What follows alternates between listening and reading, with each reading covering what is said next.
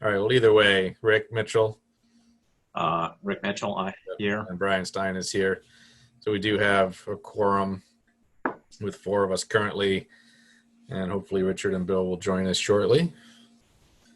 On the agenda tonight, we'll still be continuing a discussion of potential new zoning bylaw, a flexible zoning bylaw that we've been discussing the last number of weeks.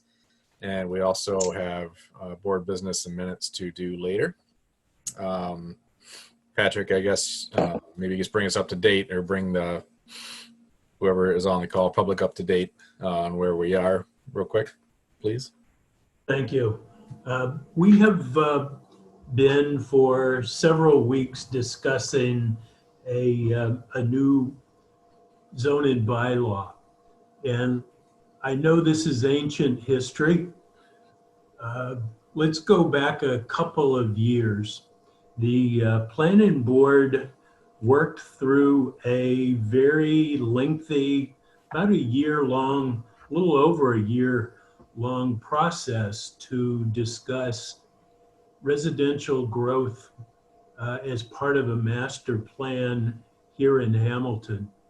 And we started that in, I guess that was latter 2017.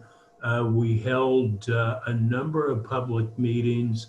We had a number of public workshops. We had a lot of participants as part of that process. We had day meetings, we had night meetings.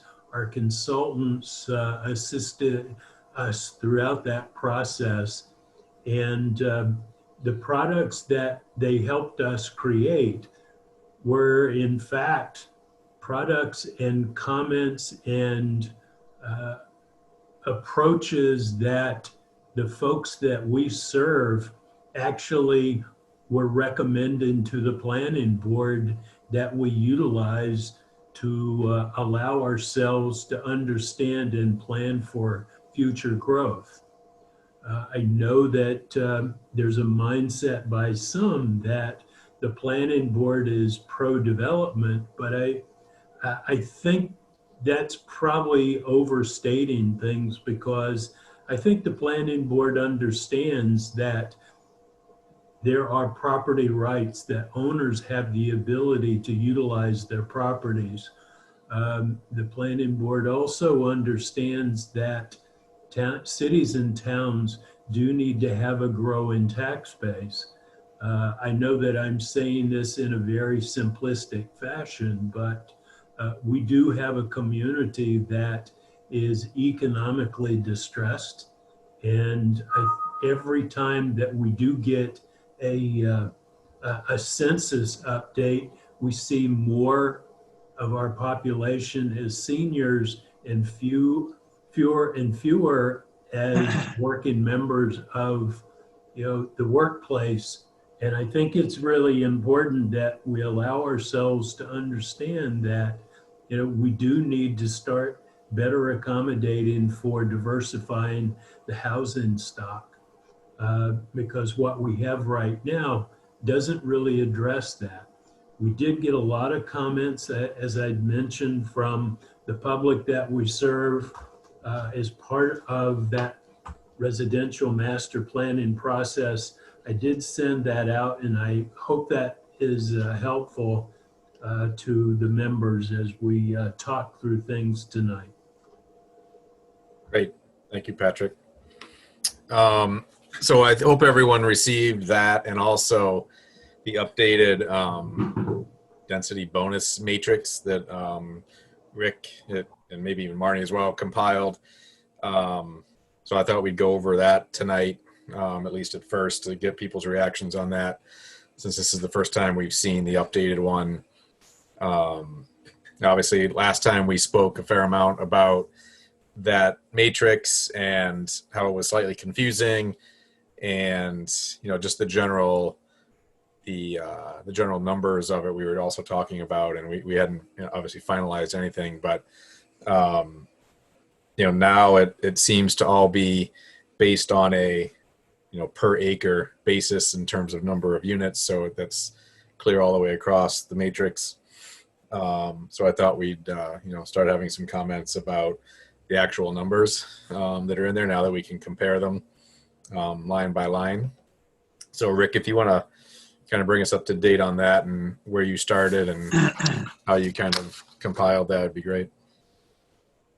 As you said, Brian, people were asking for simplicity and clarity in this. So really the changes are, there are 3 changes. One is we put the density at 2 because I think that was the consensus that we should start with the base density of 2 units per acre in each of the 3 zoning areas. The other one is to just simplify it, and what I did is I just put 1 unit across each of the criteria to make it simple. That's not necessarily my recommendation. It's just like, okay, start with something simple. People can read it and understand it. We may end up with something different. The third one was to add the, Bill Wheaton had suggested adding another criteria of $100,000 contribution base pool, the addition of 1 unit in each of the zoning areas. Well, that's really the only changes that were made to this. And it contains the same criteria that we discussed last time, except with the addition of the $100,000 contribution. Great. Sorry, I was just Dan was texting me. He's having issues getting on. Is he going to the new email address? I don't know. I mean, the new Zoom address. Right. Yeah, I don't know. He didn't specify, but hopefully he can pop on here. Yeah, I was looking today at this a little bit and also referring back to the senior housing matrix. Patrick, can you let him in? I think he said he's in the waiting room. Yeah, let me close out of something to get him in there. Okay. Anyway, I was looking at the older senior housing matrix, which is similar in numerous ways, and I was looking at the base density there, and that was all again per acre. And from the business district to R1A, R1B, RA, it was 4321 in terms of that initial base density. So higher in the denser parts and lower in the less dense parts of town. So, which was interesting. Yeah, what there was, I think, clearly a bias there in putting that together because people wanted to put density downtown. Right. I believe we've evolved over time so that there might be some equity in placing projects that have some density. Mm-hmm. Plus, we have the bylaw now that allows higher density in business districts. Right. Yeah, and I was looking at that as well, and the density that you allow for 2 in the R1A is essentially what it is now when you think about it, right? You're allowed 1 unit on a 20,000 foot lot, so now we're allowing 2 on a 1 acre lot. So it's essentially the same as it is now. Right, and again, I was looking at that star there. Yep. I'm not sure that's appropriate. So Sorry, guys. I tried to click in 5 or 10 minutes ago. Sorry. Oh. Well, we've finished the matrix and we're done. Okay. 4-0. Let's move on.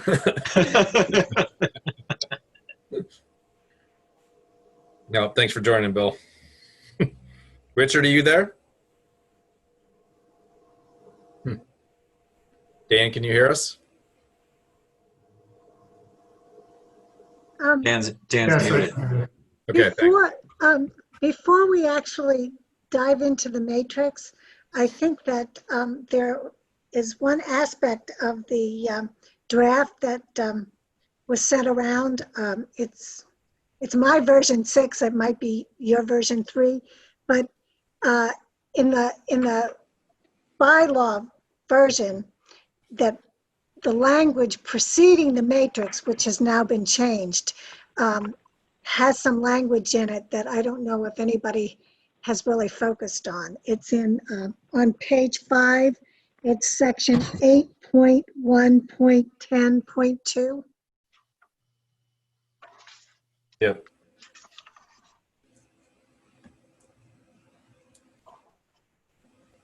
Yeah, it's underlined in my draft. Yes, Yep. because when I was working through this with Rick, at that point in time, and I think even to this point in time, I'm not entirely comfortable with the numbers set forth in the matrix. So I was attempting to try and convey the idea that the matrix is not a promise. It's a guide, and that the planning board could always reserve the right to limit the density based on topography and conditions. I'm not sure we can do that. If this is a bylaw and you could make a bylaw that says, these are guidelines, but we can do anything we want. But then it's almost not a bylaw. I mean, there's no standards. I would agree with Bill there. You want clarity for the development community or landowners to know that if they actually do what we were suggesting they do, that they can do it, as opposed to, well, I did it all and you're telling me I can't. Now, clearly they have to meet the Conservation Commission requirements and Board of Health requirements and other, state laws and local ordinances. So I want to be careful about saying, well, even if you meet this, we might not give it to you. I mean, there are sections of the bylaw throughout, well, in some cases where on a special permit, right, Patrick, whatever board it is, ours, zoning, whoever, in certain cases can project by project weigh, what's the word, or Factors. yeah, weigh factors and I mean, it spells that out though. So there are certain things that aren't hard and fast in the bylaw that can be, I don't want to say waived, but Can I have you. There's a balance here, because what you want to be able to do is give developers the confidence of being able to make an application that they can get funded. And in order to do that, the unfortunate part the board has to play is that the board needs to have the ability to have a level of discretion in its mind whether or not projects meet the criteria that we're trying to specify, or at least elaborate on and give guidance to the developer as part of their planning and design of a project. Does that make sense? Yeah, and I think a good example was Canterbrook when it first was proposed. They were talking about, Brian, I think you were on the board at that time. They were talking about 42 units. I think they were going 42 units, 43 units, which they technically could have gotten. But the board, that just raised too many questions and objections, and the board basically told them that wasn't going to happen. So they withdrew the proposal and came back with, I think the next one was 20. I forget if it was in between that at one point, but yeah, I was down to 23. Anyway, it migrated from 43 to 23. So, and that was based on the board saying, this just isn't going to work on this site. Yeah, And yeah, they But we were have to be, here's the thing, we have zoning categories. And if somebody comes in and says, well, I have half an acre development project, density, we can't say, oh, but we think this land is a little more sensitive. We'd like you to have 1 acre here. No, he met the standards. right. And it's, I fear if we pass something that is so specific that we're giving points and adding bonuses and everything else, and then having some little footnote that says, oh, by the way, we can exercise judgment around this anytime. Somebody like in the state attorney general's office is going to come in and say, this really isn't a bylaw. It's too discretionary, and the planning board, isn't in the business of just being completely discretionary about everything. And when you go to the detail of describing everything like you do in a matrix, I'd be a little worried that somebody at the state level would interpret that as an implicit contract, an agreement. Why did you go to all the trouble to do this if you're just going to say, well, we can do whatever we want? No, I agree with you to a point. All these senior housing, this state bylaw, it's all special permit, right? Which does grant us some leeway, and the state knows that, and that's what it's for. it's very discretionary. And yeah, it's very discretionary. Now, what Rick brought up with Canterbrook was they had assumed that they could, or that the board would grant all of the bonuses that were in the matrix, based on the land area and whatever they were doing. We said, no, that certain things that you're doing really don't Qualify. in our minds, or at the time, meet that matrix. Okay, that's a very good point. Then I would want the boilerplate rewritten in not the matrix, but the encompassing documents to say something like, this district is a special permit granted at the discretion, and the following matrix is provided for guidance. I mean, something to that effect might cover our tail, frankly.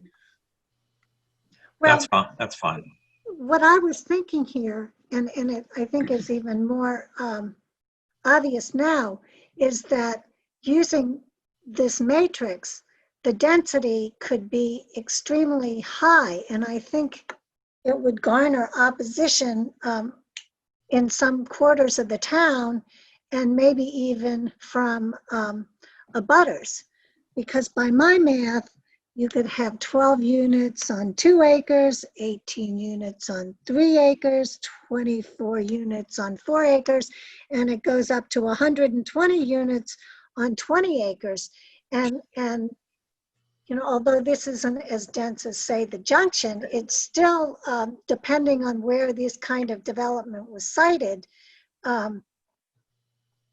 could really be very, I hate the word impactful, but I'll use it anyway, impactful for the visual character of the town. No, I agree. And I think last time we touched on, or maybe Which is why I tried to qualify it. well, no, but we touched on even a maximum number per development. No, actually, that was something I actually sent to you, Brian, because after the discussion, I said, well, as we did with the senior housing bylaw, because that was a concern that there could be potentially projects with 300 units. So we said, I think in the bylaw it has no more than 50 Right. Per development project, and I think it's still in the bylaw, no more than 150 senior housing units townwide. So I think that's still in the bylaw. And they had to be a certain distance away from one another. And they had to be at least, I think it's a third of a mile away from each other. So that's definitely something, as a takeaway I had from that meeting, and kind of came back to me that we did the same thing with senior housing bylaws to put a ceiling on the total number of units in any one project. And they couldn't be abutting one another. So I think that, Since Marcy opened this up. First of all, I think that it's much clearer than it was the last time, Rick, so, it was really good. I still have one question about how you apply these. So let me start off with the following. Let's take a 20-acre development in R1B, so it's 1 acre. So we're allowed to build 20 units on 20 acres. And once the developer is in here, as Brian says, it's because he's willing to donate at least 40%. So he donates 40%, and that leaves him with 12 acres out of the 20 that he's going to develop. And we won't get into the points for whether he can, do more than that, just the basic. The question is, do the 2 units allow him to build 24 units on 12 acres? Does it apply to the 12? Or can he carry over the land that he's donating? So what he can really do is build 40 units on 12 acres. So just you understand my difference there. Oh, absolutely. No. So what did you mean? What did you mean by this? Did he do the 24 or the 40? So I think that's a good question. Before you got on, I just said, tried to make this based on comments really simple. Just put 1 in every category. Added your 100,000 for contribution to open space fund. And I think that's a valid question. I was thinking, and I really didn't give this a lot of consideration. I just assumed that this would apply to the entire lot size. So it would be 20 acres. So he would get 40 units, which he would put on 12 acres. Yes. Yeah.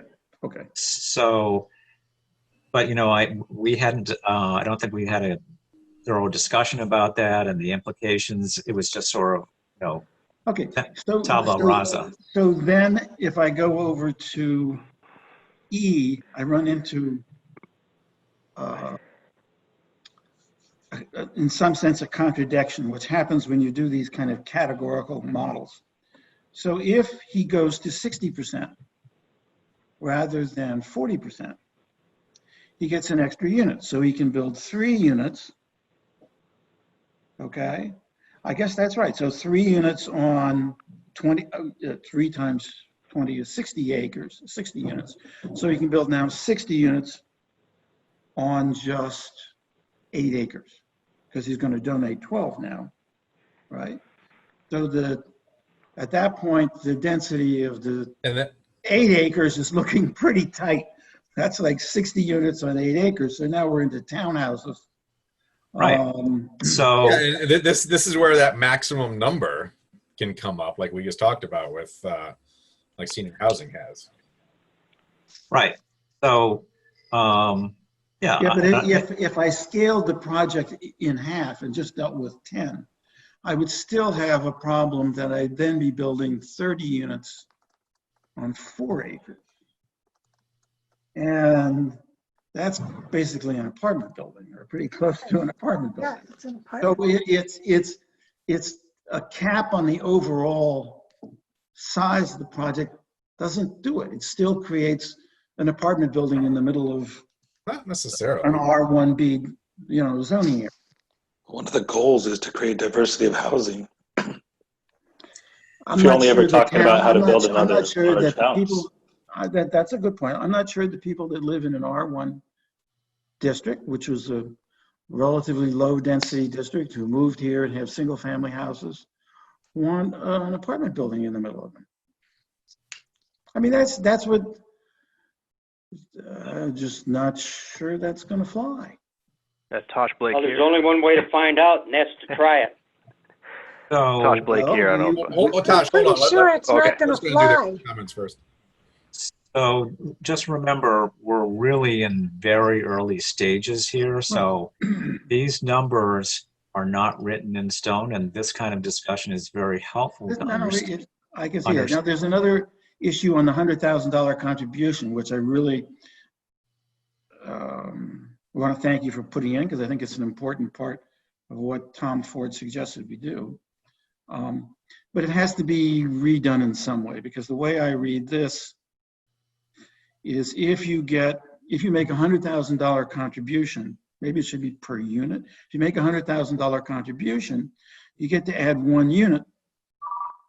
So if you go back to our original thing, you have a 20-unit development and you're only going to build on 12 units, but you're going to build 40 units. Now you're going to be able to build 60 units because you up that from 2 to 3, okay? And so the developer is actually looking at this and saying, wait a minute, I make a $100,000 donation and I get to increase my number of units from 20 by 20 units, from 40 to 60. Right. It's not. That's a bargain. That's a bargain of a lifetime. Every developer in town will come in and pay you $100,000 to get 20 extra units. So it's, I mean, what this has to be changed in some way so that he pays $100,000, or maybe it's 50 or whatever it is, Per for unit. every extra unit that he builds, not for the project. Right. Okay? No, that's absolutely true. Right. Absolutely. I was Isn't thinking that the same thing. self-preventative though? Like if you got to buy 1 unit for $100,000 every time, you're gonna make a Well, that's about the $700,000 break-even plus. point, because that's about what land is worth, $100,000 per lot, maybe 50, whatever. So making him contribute that is kind of, that'll make him think, and the town will actually get some money. But if it's Can you folks hear me $100,000 okay? for Yes. any size project for the extra 1 unit of density, then it's too good a deal. So they get 1 extra unit per project is what you're saying. No, I would say for every extra unit that they're allowed to build, they $100,000. get $100,000 or 50, yeah. But it's per unit. Right. One of my comments was that, you're also making all these things equal to one another, where, the $100,000 contribution, the public access to open space, whatever one of these columns you want to pick, they're all equal. And I don't know if they should be. Oh, no. And then as I started out, I said, Yep. this was just for simplicity reasons, not my recommendations. I said, okay, we'll understand 1 unit. The board may decide to change those into something drastically different. Right. Okay. And then on So C, Bill, can I circle back to your Yep. point about you were making the point of, is it per total land area versus is it the remaining developable land after 40% has been donated? So do you have a recommendation there? well, I would say he's going to build a certain number of units on the We can't. land after he's donated, right? And that he gets an extra unit on that land for every, in addition to the base, an extra unit on that land for every 100,000 or 75,000 or whatever we make it. I know, got that. No, I want to go back to the concept of, because you were differentiating, do they get the bonuses for the entire land mass or just the 60% that's left? I would make it just the 60%. Okay. So that says he could have built 20 units without any clustering. Now he donates 8 acres and he's left with 12. But if he can build 2 on the 12, that's 24. So he got an extra 4 units. It was not trivial. 4 units by, giving us a little open space. Not 40 units by getting us a little open space. Because that's another limiting factor if you just say it only applies to the 60% remaining. Right. And you can be a little more generous. So you want to make this attractive to him. So if he donates 60%, he's only going to build on 8 acres. And if the 2 apply to the 8, well, then he doesn't get much bonus. If your 3 applies to the 8, then he gets the same 24. So it might have to go up to like 4 if it applies, or 2 extra for the additional 20% if it's going to apply to just the land that he's going to develop. We have to really think about this, to work through a spreadsheet of all the combinations to make sure that we don't either make it so tough that he doesn't want to engage in, or we, give away the ranch, basically. Well, that's the balance here, right? Is, you don't want it too dense, but you also, want to be able to have this be used and protect some of the open space. And so that's, with any bylaw like this, that's the dilemma. So, do people have, so it sounds like people are okay with the density criteria so far. Obviously, it needs more refinement and description over time. So, Oh, Rick, may I interject? It's Tosh Blake. I don't know if this would be the right time, or you taking more statements on this. It's kind of awkward because I can't see anyone. I'm doing it on the phone, so I can't see your faces. so Unfortunately. Tosh, could you just hold on a second? Oh, sure. Sorry, I don't want to be out of order. Yes, certainly. No. I just wanted to get further input from other board members. Oh, yeah, certainly. Yep. And we can take your comments. Yeah. So I'm just wondering, do people have, I was thinking after the last conversation, I said, why don't I just send out a matrix with no numbers in it and everybody fill in what they think makes the most sense, and then we'll try and figure out how to do this. I'm not sure that would be good because it would be 7 different things and you're trying to figure it out. But, Why don't you do that, but send us a matrix of yours also so we can adjust it, change it as we wish.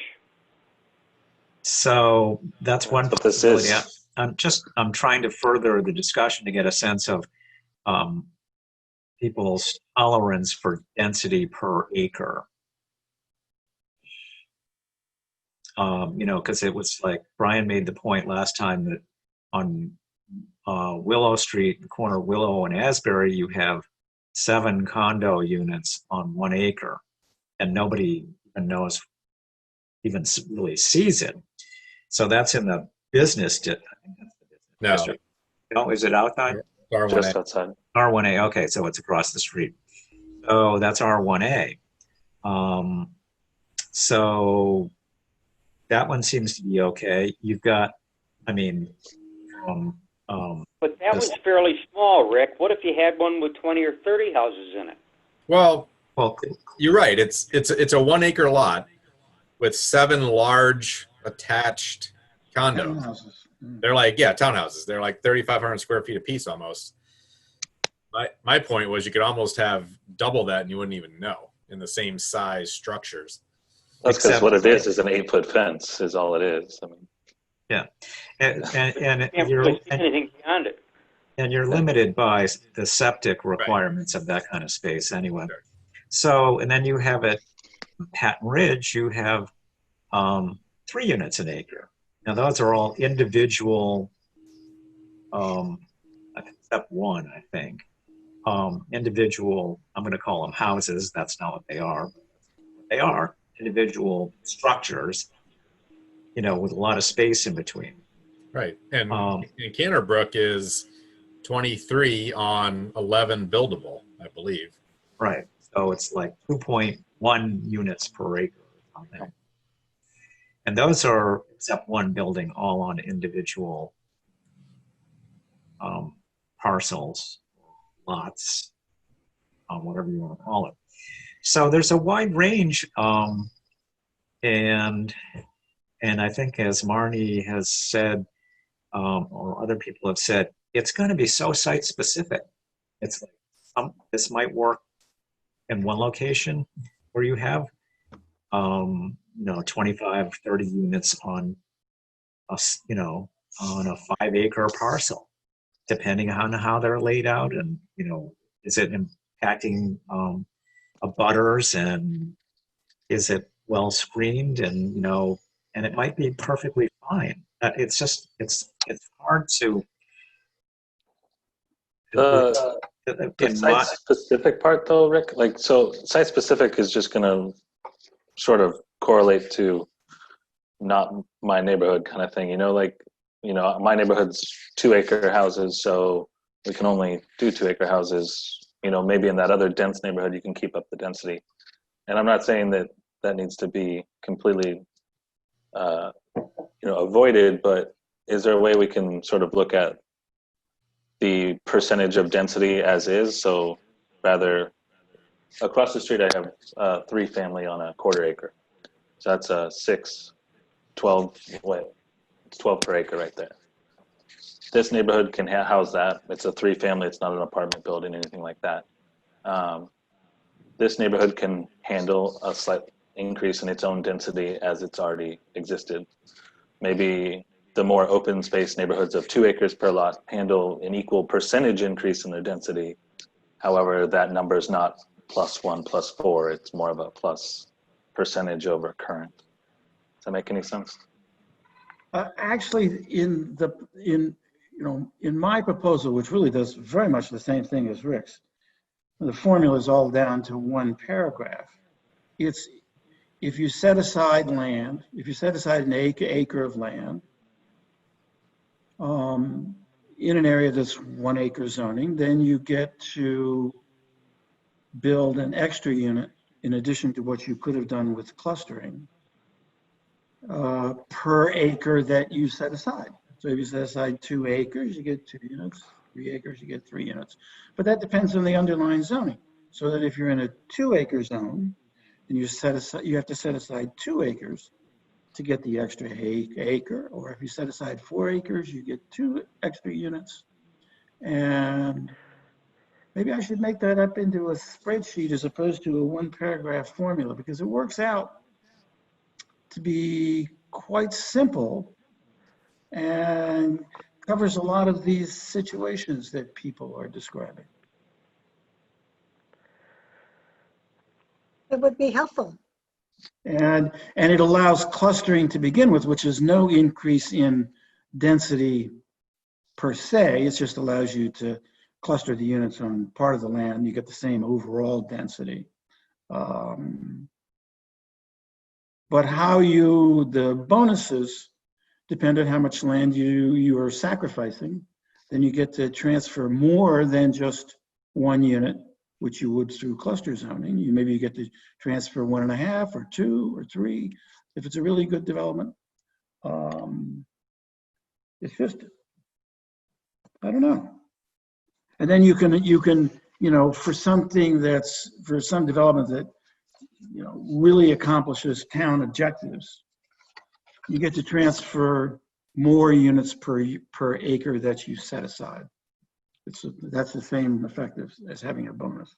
It kind of doesn't have any, I guess we'd have to put caps on it, Brian, in the sense that, would you really want to use an unbounded formula like that if you were looking at 200 acres or 50 acres? Yeah.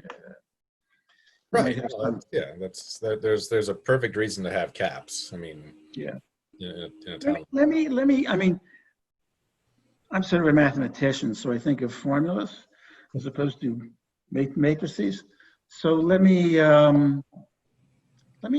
try and turn my paragraph into a matrix. Okay, it's all easily translatable.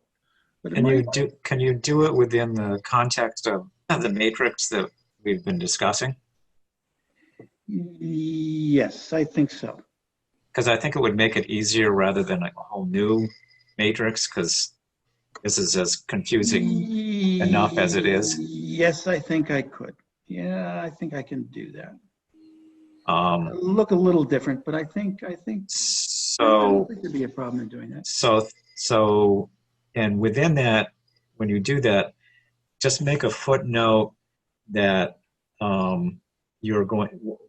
whether you're going to apply it to the 60% of remaining land or the whole parcel. In my thing, it always applies to the remaining land. Okay.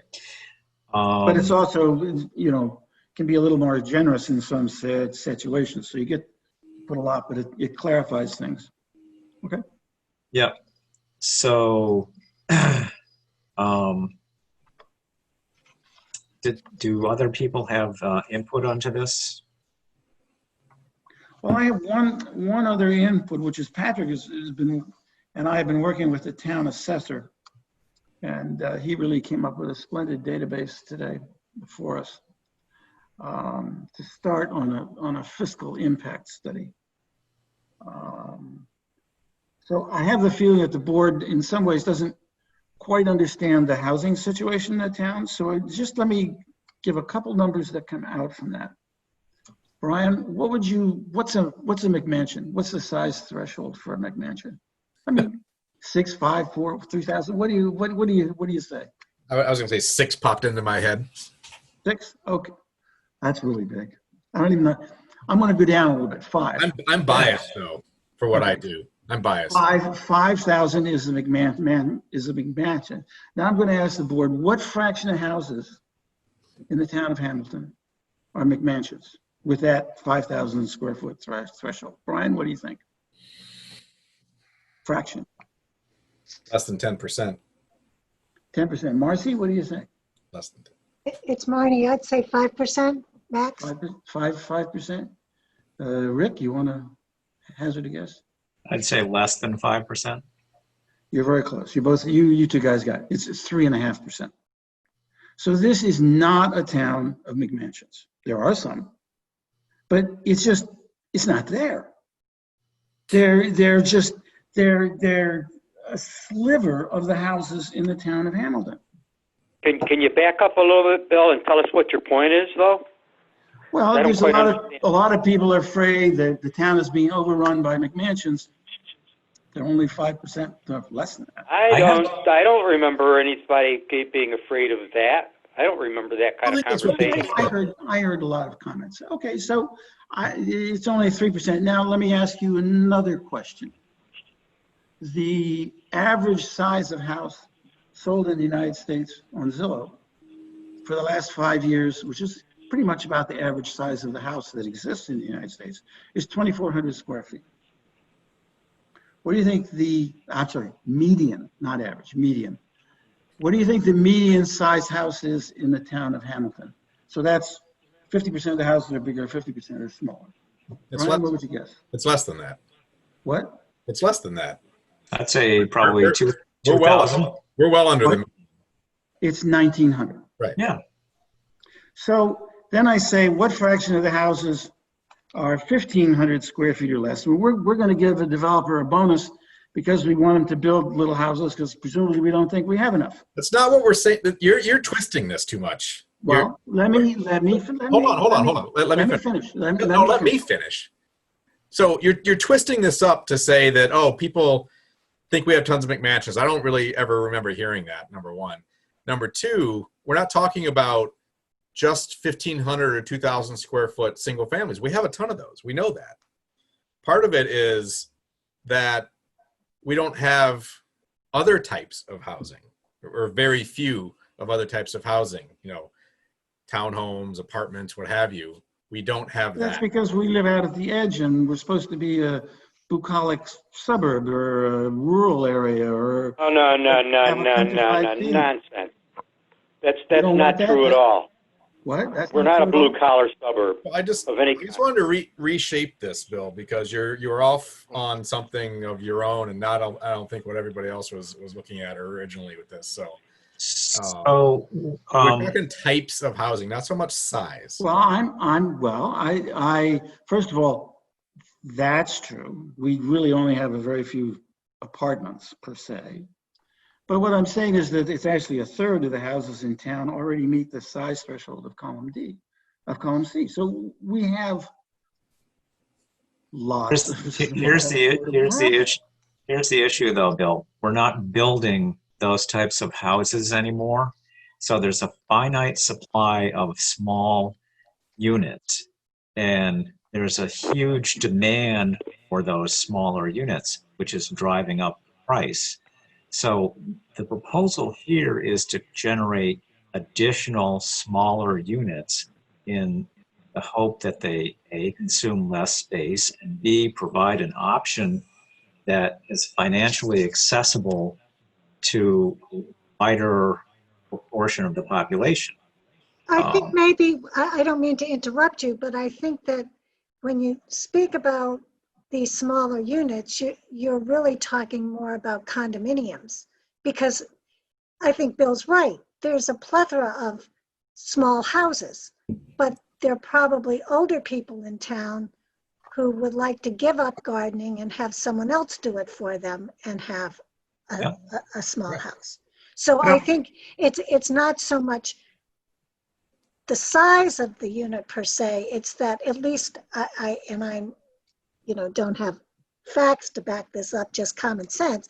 Older people don't want to have to be responsible for mowing the lawn and, a lot of the headaches that go along with home maintenance. So the smaller units really, I think we're talking about housing choice in the terms of condominiums versus single family. I can't imagine that apartment buildings really are something that the town of Hamilton wants or would fit within the town. I mean, outside of the theological seminary, I have a hard time seeing an apartment building somewhere in a residential neighborhood in Hamilton. I just don't see it. I think the problem is that a condominium complex can easily become an apartment complex just called condominiums and sold as condominiums. Oh, absolutely, but the townhomes like Patton Ridge, they're condominiums. Canterbrook is a condominium. I understand that, but so could be what we would think of as an apartment building can also be condominiums. Condominium isn't a house style; it's a buying style. Right, exactly. But I think that that was my point. I think that people want to get away from the single family, moving to condominiums, but more, and I hate to use the word, but more like small cottages or two families, or like Canterbrook, where you have I think you're right, Marnie, because this would really encourage developers to build something that we've talked about, something like an Ipswich Woods, where you've got 3 units combined. Right. Because they need to make them that size to make them efficient and saleable. And it's funny because I was reading, I think it was in the Globe real estate section, Sunday Globe. They were advertising Cape Arundel seasonal cottages that were 900 to 1,200 square feet. And they were actual individual unit structures placed around in this very nice landscape development. So it could be either one. I think we're just trying to get, from my perspective, we're trying to get smaller units that are more financially accessible to older people like me. I mean, my wife and I were doing some planning and she's going, I don't want to live on 1 acre. We're on a ranch, an 1,800 square foot ranch. And she goes, I don't want to be here forever. It's too much upkeep. I'd like to be in something smaller. So it's either going to be like a 2-family or a condo, something like that. Because we don't want that responsibility. So I'd like to, and I can't afford Canterbrook or Patton Ridge. It's just not in my budget for a $900,000 house, even if it is a condo. But maybe something in the 500s, 600s might be reasonable. So that's the thinking there.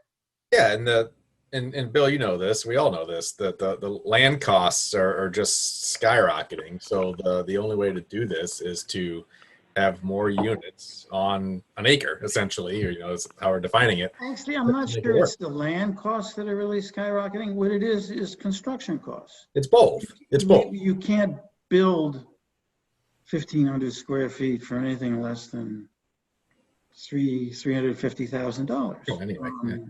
And that No, doesn't include land. That's But just you also, commercial well, land.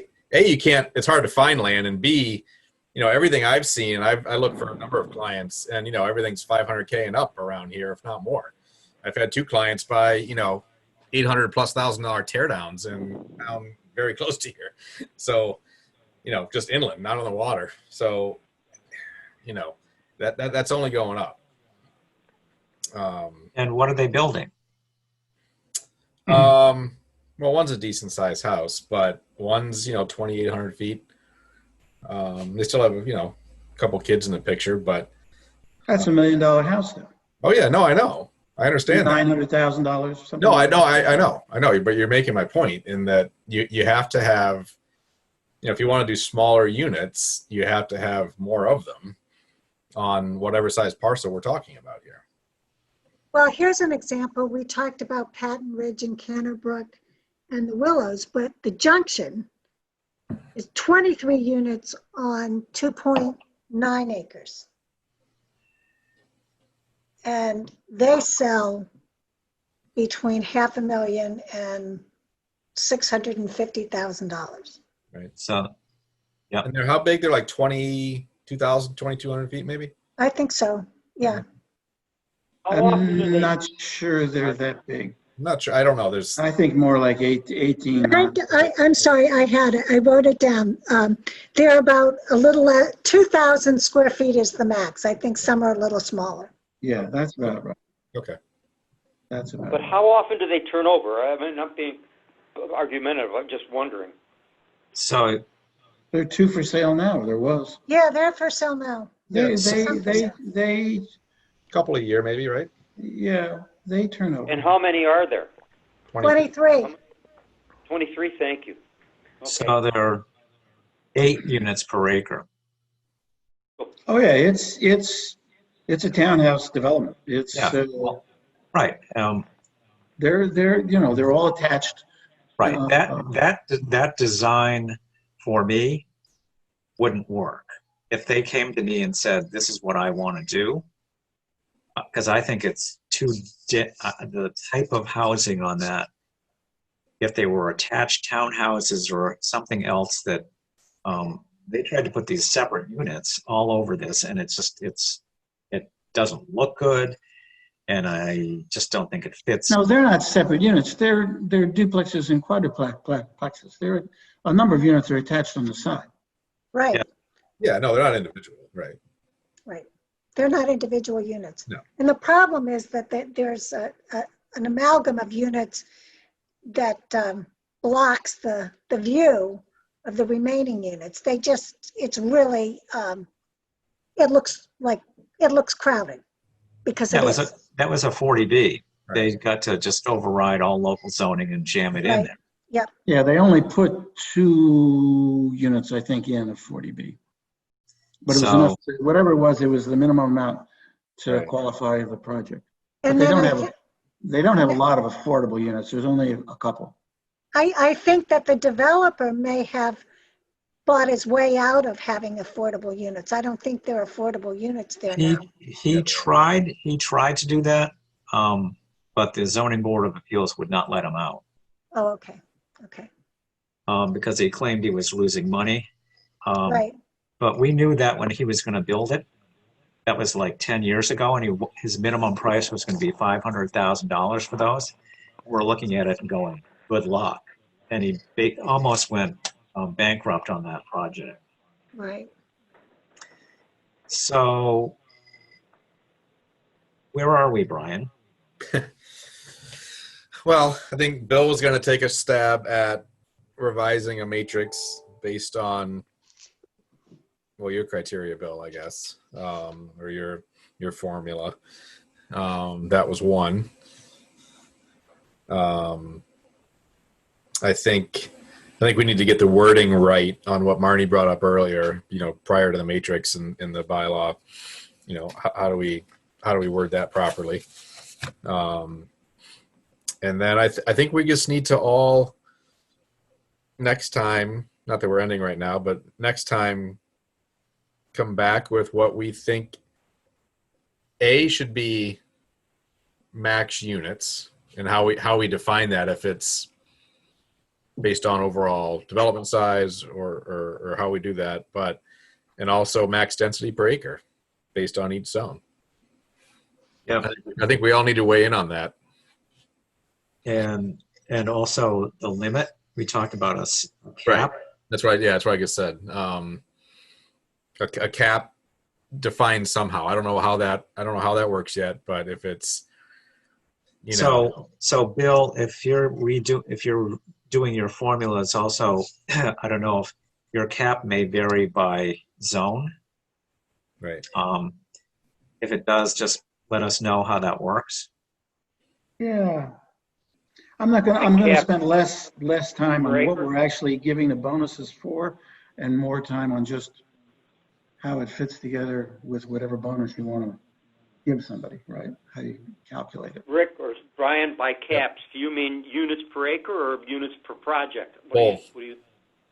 Both? Both. Yeah, so I think, you need to come up with a max unit per acre, and then,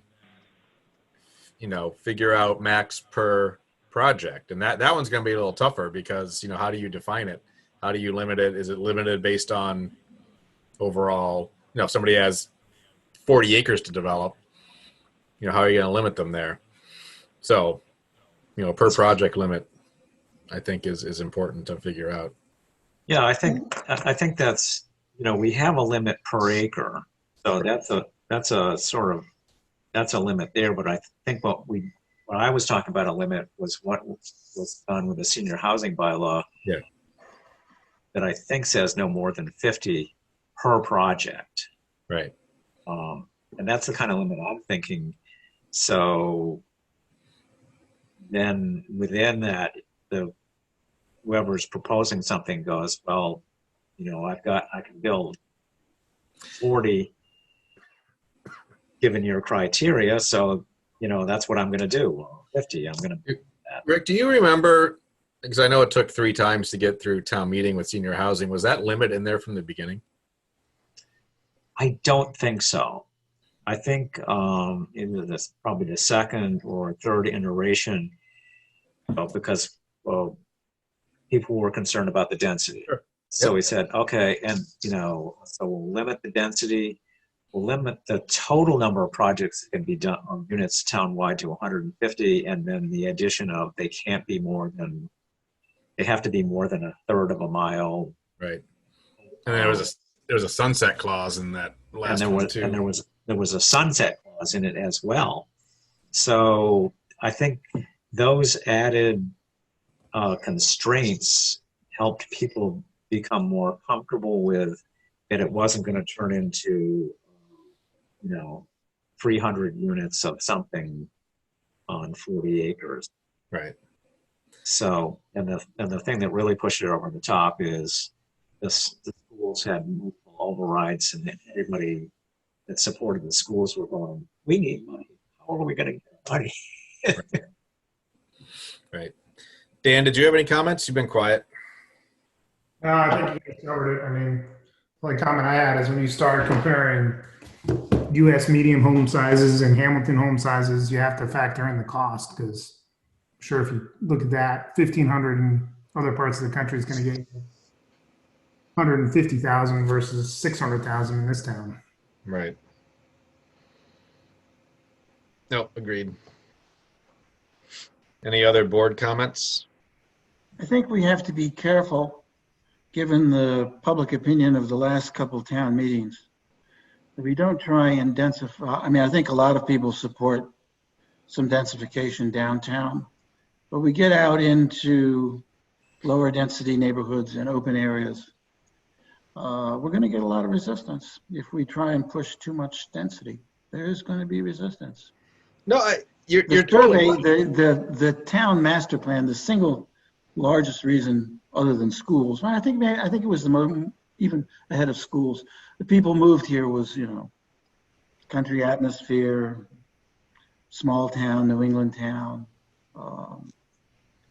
and small New England towns have town centers and they're dense, but then the countryside takes over and we try and densify the countryside. I think we're going to get Well, yeah, and I agree, and I think everybody agrees with that. And one of the, and I think the tenor is going to change town meeting when the general public understands the financial impact of where the town is in its spending.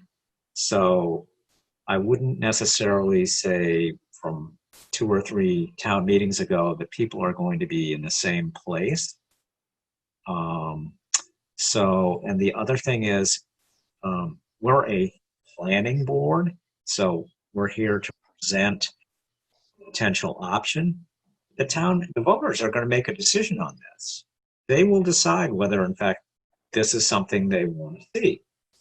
So, and I think the next step, once we get to something we feel generally comfortable with, is to take it to some developers and say, is this going to work?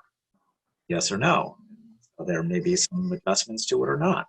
And then the next step is to take it through a series of public meetings and, get input from as wide a population as we can, see what they say. So this is not going to go anywhere until there's a consensus that this is the right bylaw at the right time with the right density. So it's I not. think you're right, Rick. I think we got to go through all those steps, and we can't eliminate something here at this step in the discussion step. We make various decisions, various possibilities, and present them to the town people and let them decide what they would like. We don't do the decision making. Right. I think No, we just. I think our job. I mean, I know our job is to have a balance between everything, right? We have to be forward thinking, and Rick, you've said it numerous times, so have I, about the financial aspects of this town and where we are right now, where we're going, and then also balancing the beautiful open space, beautiful town that we have, and why a lot of people moved here. But we also, and again, you've said this too, is we only have a fairly finite amount of land that we can even do things on, do any developments on, that isn't protected, isn't built on already, or wet, or what have you. A very small amount, given our overall land area, and given our financial situation, we need to be thoughtful on how we develop that.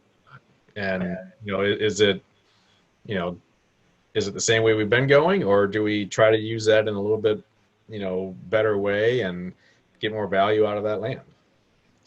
That's where all a balance. In one way, we're going to force a discussion that I wish that the Board of Selectmen, and I've been talking to Sean about this, and I'm talking to FinCom about this. This should be part of a greater discussion about the town and what the town wants and what the town needs. We're kind of working in a vacuum, to the best of our ability, based on what we know, but there should be a broader discussion going on between us and the FinCom, the Board of Selectmen, the school committee, and because they're 70% of our budget. They're the tail that's wagging the dog. So all of this should be in a greater discussion, and so I don't want this to go to town meeting until that's happened. Until we've had that discussion, people say, yeah, this is something we should be thinking about. So what do? Do we set up a plan, or not a plan, but set up a proposal and then set up a big meeting or seminar or something with the school committee and maybe some of these other boards? How do we go about this? Well, I think we get to some place that we feel like we've got something we can live with, take it to developers, let them take a look at it, see if it has any viability from their perspective, get their comments, and then we start, maybe in the new year, maybe before town meeting. This isn't going, and from my perspective, this should not go to town meeting this spring town meeting. It might be a year and a half away. I think it's going to take that amount of time for discussions to happen. And so, yes, I think it would, that's, oh, excuse me, I'm sorry, I Go didn't mean ahead. to interrupt you. I think it Please. would be helpful if we could identify those parcels of land that might be available for this type Yeah. of development. I think that would be very helpful for all concerned to have a picture in their minds of what's available, the size of the lots, and then, you know, with that in mind, you can picture a type of development that would garner the support of all the parties involved.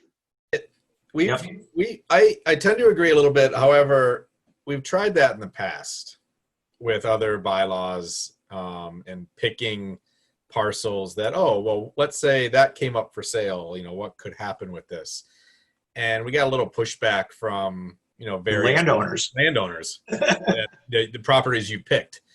Because as soon as you do that, and as soon as you put a property out there, properties out there, people start talking, right? Even though you're saying, well, this is just a planning exercise, but, you know, not everybody thinks that way. So we have to be very careful on how we do that. And even if it's a vacant parcel with nothing on it, let's say there's no great estate on it or what have you, right? It's still tough to do. And it's Still somebody's property. it's very hard to pick.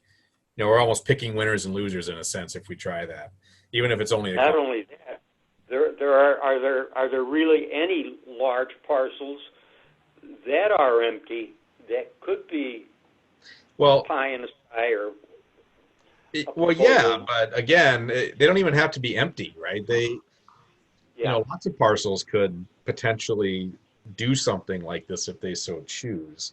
They don't have to be empty and non-developed. Yeah, you're right.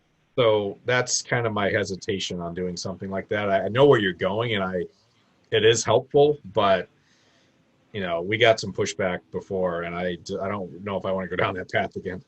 I think you'd have to do it in a sort of aggregate and say, well, there's 20 properties and unnamed properties that, you know, fit a 5-acre in whatever zone. But Patrick was working on that with the assessors to try and get that number. Well, I think when you have a specific parcel in mind, you can look at that parcel and say, how many units could you realistically place on this parcel so that it would not be preposterously dense, and but at the same time you could have a development that would be appealing to and affordable for people in town. No, I know. And we've done it. Sorry, we've done it before, but it was kind of a hypothetical. Well, that's what I mean. Just kind of an exercise, not necessarily throwing it out to the public, but just for our own edification. You know, we're trying to come up with density numbers, and it just would be interesting to identify a parcel that maybe had some wetland, that had some issues, and then see how many units could realistically be placed on this, even if all these criteria for increasing density applied. Would it actually work, or would it be too dense? You know, I know that it always makes people nervous when we propose a property for a particular sort of development. Maybe. Well, this was just hypothetical. Well, let me finish. Maybe if we work backwards, and maybe if we look at the McNiff property, that he's obtained the special permits and the A&Rs from this board on the Cutler Ridge property, and we look at it because not only was there public open space there, there's wetlands, there's other kinds of property that would have been useful for open space purposes, and then there's clearly development, you know, land area is part of that too.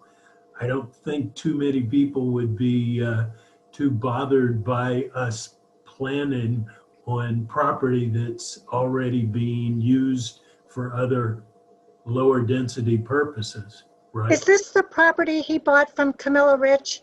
Yes, yes, exactly.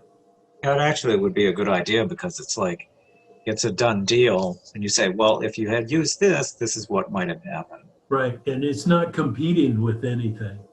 Yeah, good idea. No, yeah, they had looked at other ways of using that parcel as well, those parcels as well too. So they may even have some thoughts on that. They were more dense. By that parcel, you mean Cutler Ridge, Brian? Yes. Yeah. So, Tosh, should we open it up for Tosh now? He's Sure. been very patient. Sure. Oh, thank you. Yeah, I was just listening along, and it's interesting stuff. Definitely, I'm learning some stuff. Yeah, I guess want to back up earlier when Bill Wheaton was talking about. I think it was Bill Wheaton. I can't see you guys, as I said, but was talking about the potential upper limits of density in these proposed flexible zoning developments. You know, possible developments, how it could go. You know, depending on the math, it could really mushroom to a pretty dense and pretty large development. And as he said later, you know, as you push away from downtown or, you know, get into places where there isn't that kind of high density of development, it's going to get a lot of pushback. I mean, you know, it just sounds a little, it just sounds like there are too many variables. They're kind of getting away from, we have underlying zoning, and then, well, we can be pretty flexible with setting aside some for open space, but then we'll make the other end dense. And if they pay $100,000, maybe is it per unit or is it per whatever? It's like, you know, it just doesn't look really good. I mean, especially, you know, money for extra allowances, that kind of thing. I mean, I don't know. I just want to I'm back sorry, up what. but I'm not getting clear what you're trying to say. I feel as though you're going all around in circles, but I don't really feel you're really saying anything. Right. What I'm saying is, I don't understand what yeah. you're saying. Yeah, what I'm saying is, it seems by design with all these kind of matrices and formulas, they're still being debated and obviously not set in stone yet. That's just a way to make it all ad hoc. I mean, you know, we have zoning, but then, okay, we'll have something called flexible zoning, which is going to replace, I believe, the OSFPD, if it gets voted in. And it's almost destroying zoning, basically. It's almost what? Destroying zoning. In other words, you almost have no zoning if you have, I mean, you know, with these kind of don't see fungible that. formulas they can be tweaked endlessly. You know, it's. I don't see that at all. Well, it's not. Right. It's not being tweaked endlessly, and you know, especially once it's finalized. Yeah. I mean, we're just getting into this, right? Trying to figure out what the right numbers are, and you know, we also need input from others, you know, developers and others. So, I mean, there's going to be input from a lot of people on this. So, yes, we're tweaking it now, but in the end, if it does happen, let's say it gets voted in, then no, it can't get tweaked after that. Right, but looking at the long game, and just 10 years ago, I think was the OSFPD was accepted and had a certain numbers. It had a certain limits, and you know, like say it was 50% open space. Now, now it's 40%, and then maybe 5 years, you know, 10 years from now, the long game is let's bring it down more and change some more rules, and you know, it's just endless kind of ratcheting of basically Part of chipping away at the zoning that we have, the underlying zoning, as it's been referred to earlier. part of the problem is some of this stuff hasn't been used, and therefore it requires tweaking to see where it will be used. Yeah, but I don't know.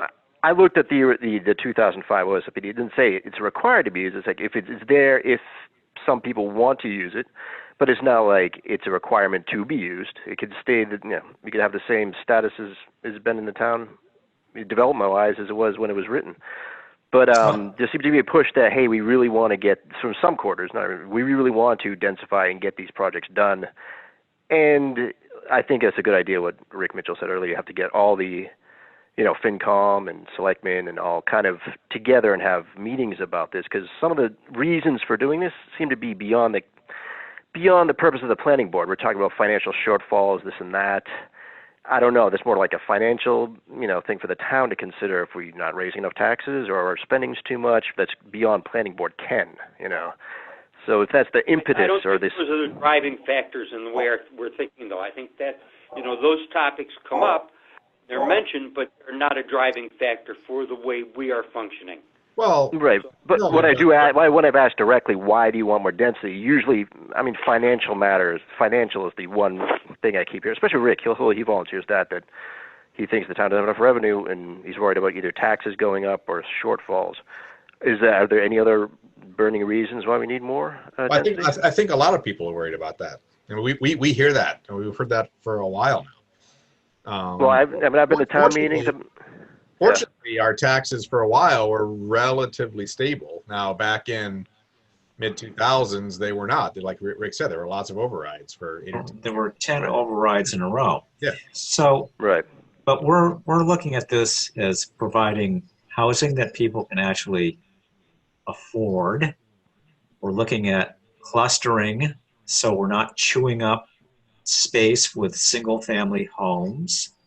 We're looking at contributing to an open space fund, and we're looking at joining trails and providing public access, all benefits to the town.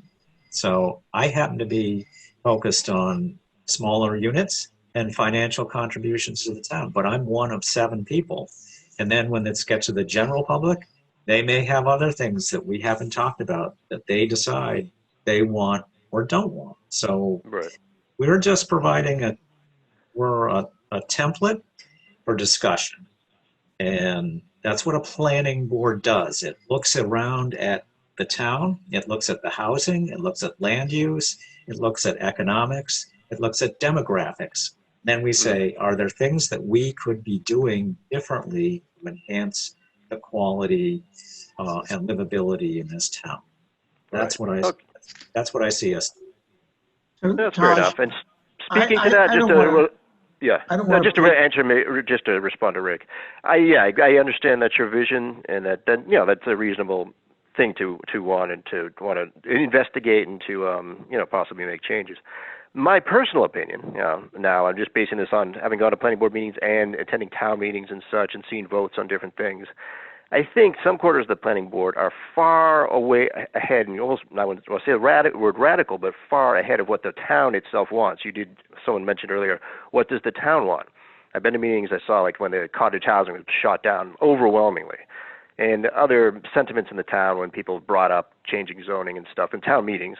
And I don't see anything from the town itself that's driving this or requesting this or in any kind of open, at least any kind of public format. Maybe privately people are saying stuff to you, but people that show up to the town meetings to vote and they vote for overrides, they're not concerned about the financial, the taxes going up. So it seems like what you're saying what the town might want is quite different from the planning board's actually pushing for. That's kind of my concern. Is you're kind of being, maybe I don't want to use the term activist, but it sounds activist to me, beyond what the town actually, overall, the voting people of the town want. That's and absolutely. all right, so Taj, is it fair to say you're in a camp which pretty much likes the town the way it is and approves of the existing zoning and doesn't want to tamper with things too much? Is that a correct? fair statement? That's correct. That's fair Okay, enough. Sure. Yeah, okay. definitely. Point Right. taken. Right.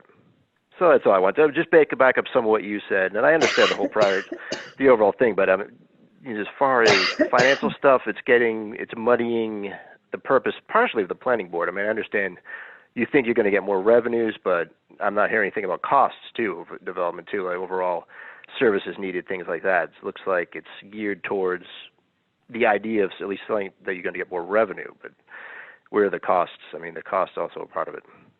Well, no, and I think you're picking things you want to hear and not listening to the whole thing. Where Bill talked about doing a financial analysis once we have all the data that we need. We've been talking about that for a while now. That we need to have something like that as we get into this bylaw or potentially others down the road.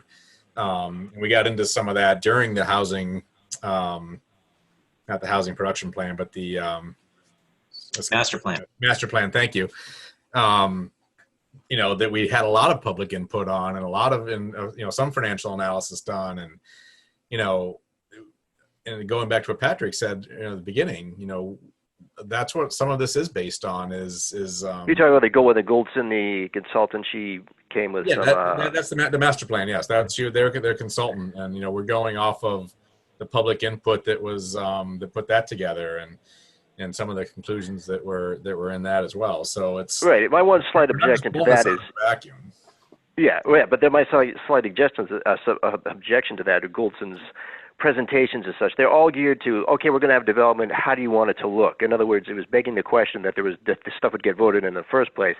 And it looked like it was geared to me to just, manufacture consent in the sense that, well, you were invited to give input in these groups, but it really was like, how do you want the sidewalks to look? Do you want the buildings to look more like this or this? It was very superficial, and they had some kind of online survey, which had the results were completely different than what people vote for at the town meeting. So her involvement was very much looking more like selling a point of view rather than anything organic that the town really needed, or wanted.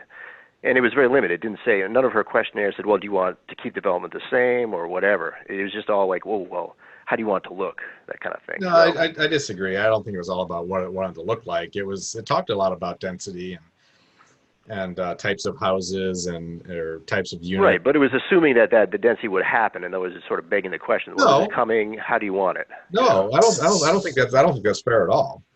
Well, I was there. I was, I mean, I participated in all this stuff. That's pretty much how it was. And then she was also, go ahead. So I think you've made your point very clear. Yeah. And you've been very consistent about that. And I think we have to respect that you represent a percentage of townspeople at this point in time. So I think, we've got to take that into consideration, but that shouldn't stop us from having this public discussion. Right. And presenting this as a potential option, because you're right. That's what leaders do. They think ahead and they look at things and trends and events, and they think about what could we be doing to address those, and presenting options as opposed to sitting and doing nothing and waiting for events to overrun us and then go, oh, gee, we should have been working on this. Well, that's what we do. And ultimately, the public will tell us whether we're right or wrong. So Right. I think we just keep that in mind. We're not running away with this, and your participation is certainly welcome. And see how it goes. Right. Well, thank you. Thank you for at least listening. I don't mean to be redundant. I know my position is pretty clear based on past stuff. But yeah, I just want to add to some of the stuff I heard. And I guess it's been interesting. That's all I want to say on that. Yeah, we've got a long way to go, as Rick alluded to earlier, and we've had, except for you, very little public comment, right, so far. So that is funny. Yeah. Part of it is, again, we are where we are right now with everything in the world with COVID and whatever, and it's hard to get the word out sometimes on these things. But yeah, as soon as we start having real public hearings, we'll have. Oh, and one note about that. Sorry to interject. But the Hamilton live stream did not have this meeting up. I don't know if it's going to be put on tonight. I did request last meeting. I think Patrick was the liaison or key person for that. Hamilton Wenham Cam has this. on. I don't know if it's on live, but it's there. Okay, they'll have it. Oh, they are. Okay. Yeah. Oh, good. I must be on the I don't know if wrong it's channel. live, but It is recorded, though. The Zoom meeting's being recorded. yep. Yes. It is. Oh, very good. Okay. Yeah, they're all recorded. Good. There are some gaps if I go to the Hamilton. I think they put their stuff all on YouTube now, Hamilton Wenham Television, if I'm not mistaken. And there are gaps in not just the planning board, but also selectmen meeting and stuff like that. Yeah. So they should get on the horn with them and make sure they cover everything, because it's good to. It's a matter of public record just to have this stuff. I think that, every Zoom meeting we've had, Patrick, the actual Zoom meeting itself has been recorded. Yep. Hamilton Wenham Cam hasn't been on every one, but the recording is somewhere. Right. Okay. It's available to the public, you're saying? Oh, no, absolutely not. We work in secret. Yeah, that's what I was, I'm kidding. But yeah, I'm just saying, I don't know if there's one place it is or it's different sites on the net or whatever, but. Yeah, I've gotten my media consultant working on all of that. Yeah. Oh, good. Just a little So housekeeping.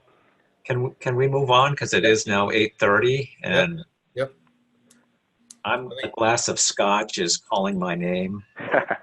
So I think Bill, you've got a little homework. Yes, I will We all have a definitely, little homework. I will definitely do that. Patrick, see if you can set up something with the school board. You and I have a meeting with somebody in yet. the school board Yeah, about. we Not got yet. Hold on. Not yet. No, to get data from them, No. not to Oh, talk okay. about this. Okay. We want some data and Okay. to go along with this housing data that the appraiser very nicely gave us. Yep. So we need to School board's been a little busy. gingerly see if we can get them to cooperate with us. Okay. Yeah, and just looking forward a little bit, let's get all of our matrices put together and everybody's numbers in. We'll talk about that next time. And I'm hoping after that we can then get it to a few developers to at least get some comments on if they want to join, one of these meetings. That'd be great to hear their comments if we feel that we're close enough. But I think that we are, once we kind of have that matrix defined a little bit better.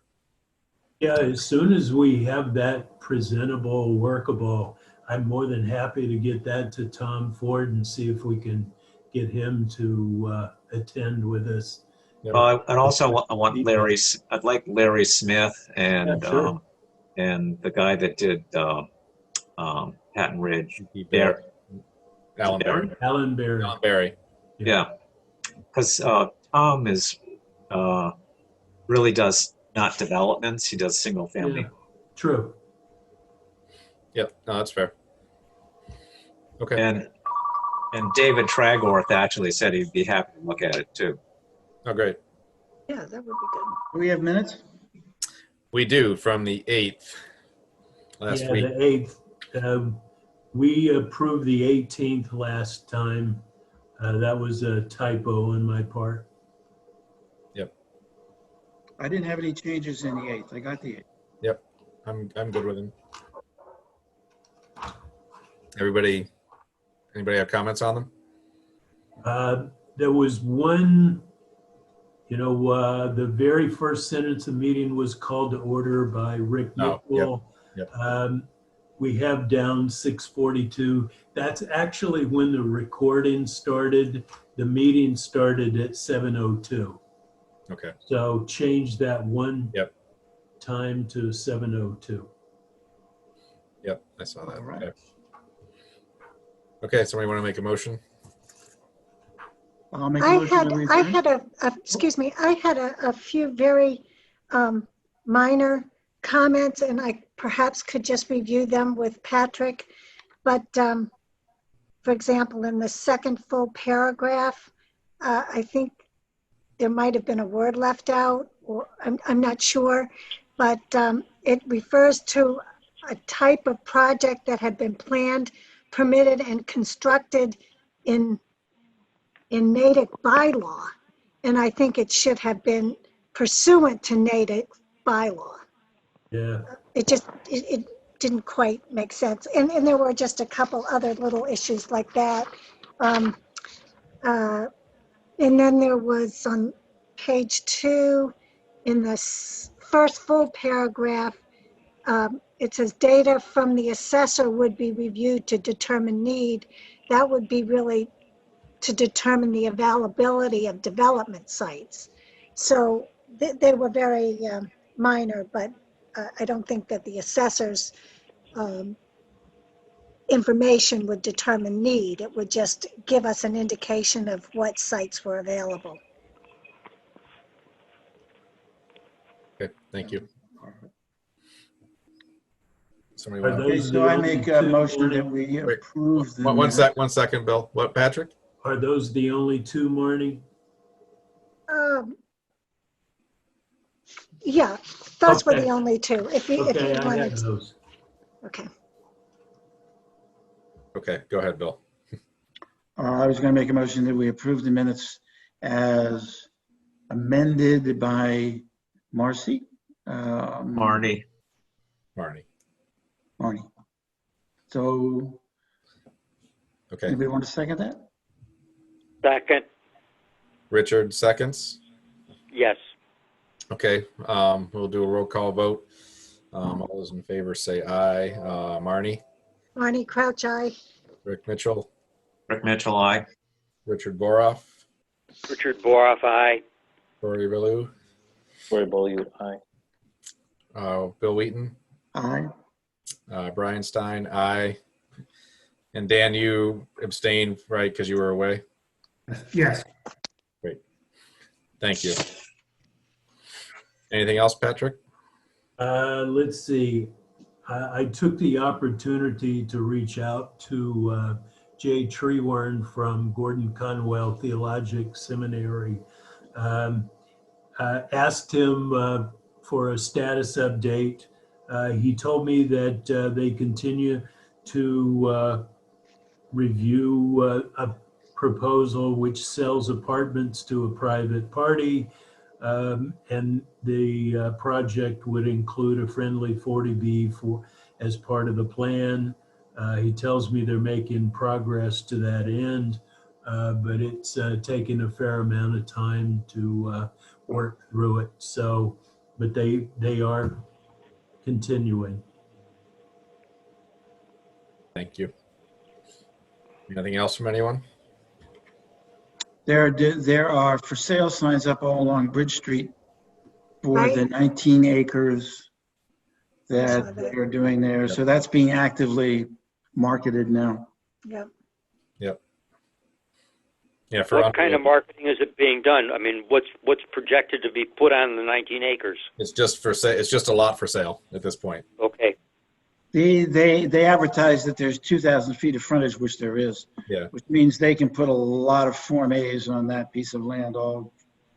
Not necessarily the way you want to do it, but Right. that's possible. Okay. Hearing nothing else, I'll entertain a motion to adjourn. Rick Mitchell makes a motion to adjourn. Bill Second. Whitman Marnie seconds it. Crouch, seconds. Oh, don't all jump in at once. Okay. All those in favor of adjourning, Marnie Crouch, Marnie Crouch, aye. Rick Mitchell, Rick Mitchell, aye. Bill Wheaton, Aye. Cory, Cory Beaulieu, aye. Dan, Dan Ham, aye. Richard, Aye. Brian Stein, aye.